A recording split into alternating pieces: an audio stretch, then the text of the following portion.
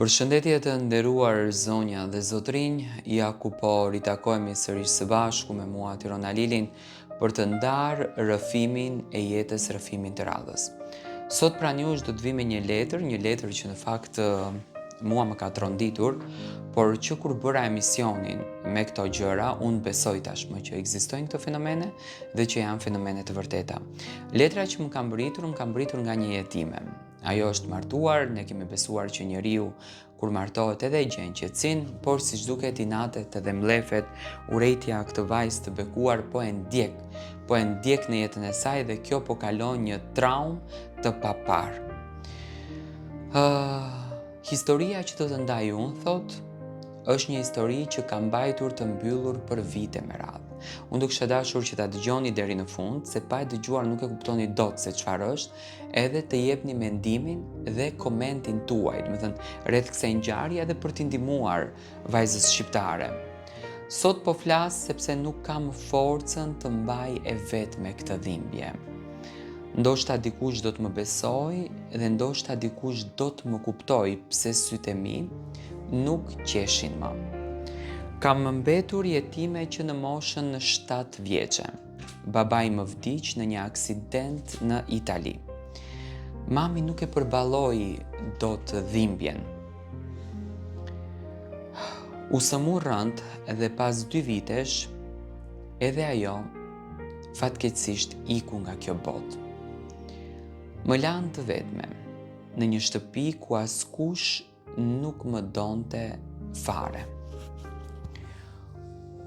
U rita tek daja, nuk më mungonte buka, por më mungonte dashuria. Çdo ditë flija me fotografinë e mamit në krahëror. Shikoja vajzat e tjera që përqafonin nënat e tyre dhe pyesja veten. Pse Zoti mi mori mua që të 2 prindërit?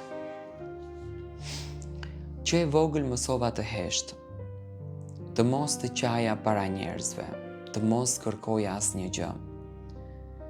Sepse kur je jetime, njerëzit të shohin si kur je një barë. U rita mes fjalëve të rënda. Mos haro se po të mbajmë ne. Po të ishte mamaja gjallë, nuk do të ishe kështu. Jetime je, duhet të durosh. Kaluan vitet dhe unë fillova punë në një robaqepsi.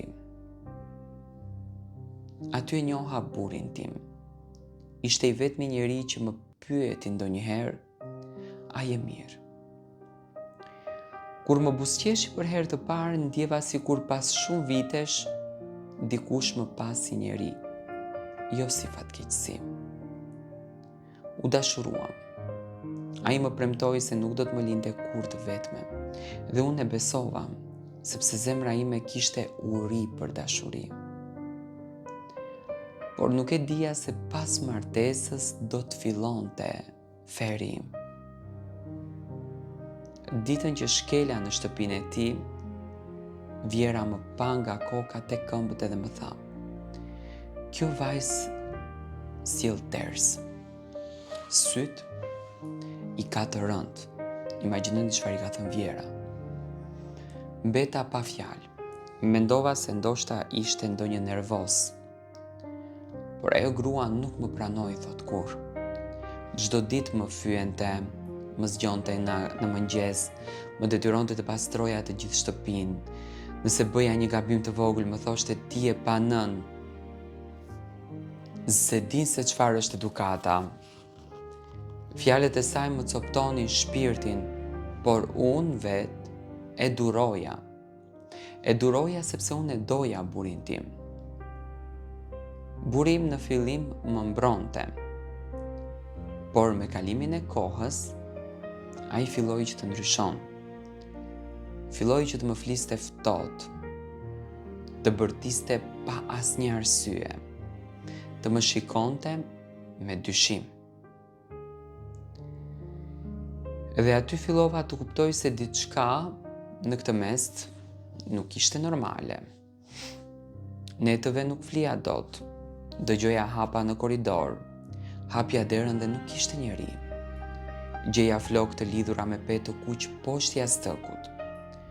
Një natë gjeta dhe të hedhur para derës së dhomës sonë. Kur e pyeta vjerën, e buzëqeshi lehtë dhe tha: "Ka gjëra që ti nuk i kupton." Fillova të sëmurem, më mere fryma, kisha makthe çdo natë. Shihja mama në ëndër duke qarë dhe më thoshte: "Bi, largohu nga ajo shtëpi." Por ku të shkoja, nuk kisha askënd. Një ditë hyra në dhomën e vjerës pa trokitur. Ajo u trëmb. Mbi tavolinë kishte fotografi timen. Rreth fotografisë ishin gjilpëra dhe qirin të zinj. Më ra trupi në tokë nga frika. Ajo mu afrua ngadalë dhe më tha: "Mos provo të ma marrësh djalin. Unë di si të zhduk." Ato fjalë më vranë në shpirt. Që nga ajo ditë jeta ime mori fund. Burin filloi të pinte, më akuzonte për tradhti, më thoshte se unë i sillja fatkeqësi shtëpisë dhe unë nuk kuptoja pse ai njeri që më donte aq shumë po bëhej në mes armiku im. Një natë më shtyu aq fort sa që unë përfundova në spital. Isha 7 zëne edhe humba fëmijën. Kur dola nga spitali, Vjera më tha në vesh: "Ky tha që ti po kalon, imagjinoni që e ka thënë tani, është vetëm fillimi. Nuk kam qarë kur aq shumë sa atë natë. U futa në banjë dhe i kërkova Zotit të më merrte pranë mamit tim. Por diçka në atë mes më mbajti gjallë, ndoshta shpirti në nësime. Fillova të lutesha çdo natë, të lexoja libra fetar, të kërkoja ndihmë. Një grua e moshuar në lagje më tha: "Ti nuk je mallkuar, ti tha je viktima e urrejtjes." Ato fjalë më zgjuan. Për herë të parë pas shumë vitesh kuptova se nuk duhej të jetoja më me frikë. Dhe një mbrëmje dëgjova Vjerën duke folur me dikë në telefon. Ajo vajzë duhet të çmende që djali im të martohet prapë. Atë natë mora vendimin më të vështirë të jetës time. U largova pa rroba, pa para, vetëm një çantë të vogël dhe fotografinë e mamit tim. Ecja rrugëve duke qarë, ishte dimër, binte shi. Dhe unë ndjesha sërish ajo vajza jetime që s'kishte askënd në jetë. Por këtë herë nuk do të lejoja askënd të më shkatronte. Gjeta punën si pastruese, fjeta për muaj të tërë në një dhomë të vogël, kisha ditë që haja vetëm bukë. Por për herë të parë ndjesha e lirë. Kjo është letra e kësaj vajze dhe vajza dëshiron të di nga ju se çfarë të bëj. A të vazhdon, ta duron këtë Vjerë apo të kthehet të jeton jetën e saj, sepse burri po e kërkon që t'i rikthehet martesës.